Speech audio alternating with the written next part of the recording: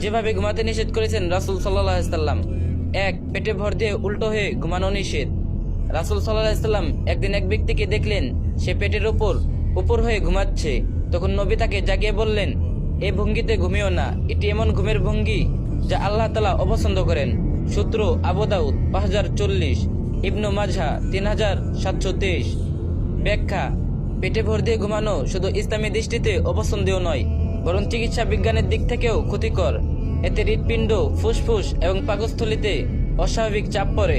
অনেক সময় এ ভঙ্গিতে শ্বাস প্রশ্বাসের সমস্যা হয় এবং কোমরে ব্যথা দেখা দেয়।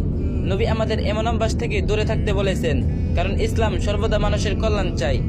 ২. লজ্জাস্থান উন্মুক্ত রেখে বা নগ্ন অবস্থায় ঘুমানো নিষেধ। রাসূল সাল্লাল্লাহু আলাইহি সাল্লাম বলেছেন, তোমাদের কেউ যেন কাপড় ছাড়া নগ্ন অবস্থায় না ঘুমায়। সহিহ মুসলিম ৩৮৮৭। ব্যাখ্যা: ইসলামের লজ্জাশীলতা, হায়া একটি অত্যন্ত মূল্যবান গুণ। একজন মুসলমান একা থাকলেও নিজেকে পর্দায় রাখবে।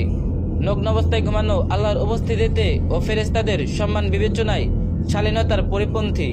তাই নবী আমাদের এমনভাবে ঘুমাতে শিখিয়েছেন যাতে শরীর ঢাকা থাকে এবং পর্দা বজায় থাকে। ৩.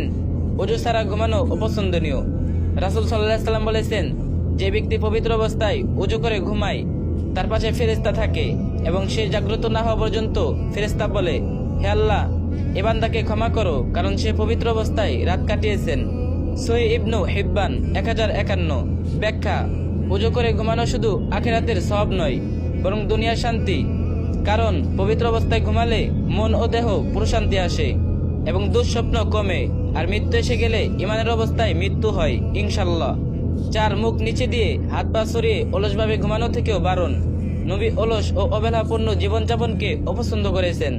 যেভাবে মানুষ ক্লান্ত হয়ে শরীর সরিয়ে দেয়, তাতে নামাজ ও জিকির আগ্রহ কমে যায়। তাই মুসলমানের উচিত শালীন ভঙ্গিতে ঘুমানো এবং ঘুমের আগে আল্লাহর নাম স্মরণ করা। রাসূল সাল্লাল্লাহু আলাইহি সাল্লাম যেভাবে ঘুমাতে বলেছেন: ১. ডান কাতে ঘুমানো। রাসূল সাল্লাল্লাহু আলাইহি সাল্লাম ডান কাতে শুয়ে ডান হাত গালের নিচে রাখতেন।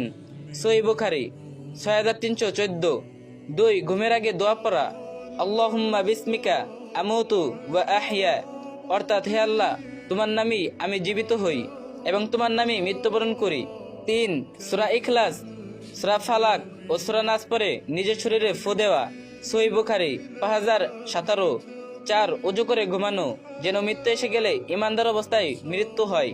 ইসলাম শুধু ইবাদত নয়, জীবনের প্রতিটি দিক দিয়েই শিক্ষা দিয়েছেন, এমনকি ঘুমানোর ভঙ্গি সম্পর্কেও। মহানবী সাল্লাল্লাহু আলাইহি সাল্লাম যেভাবে ঘুমাতে নিষেধ করেছেন, সেগুলো পরিহার করলে আমরা শুধু আল্লাহর সন্তুষ্টি অর্জন করব না, বরং শারীরিক ও মানসিক দিক থেকেও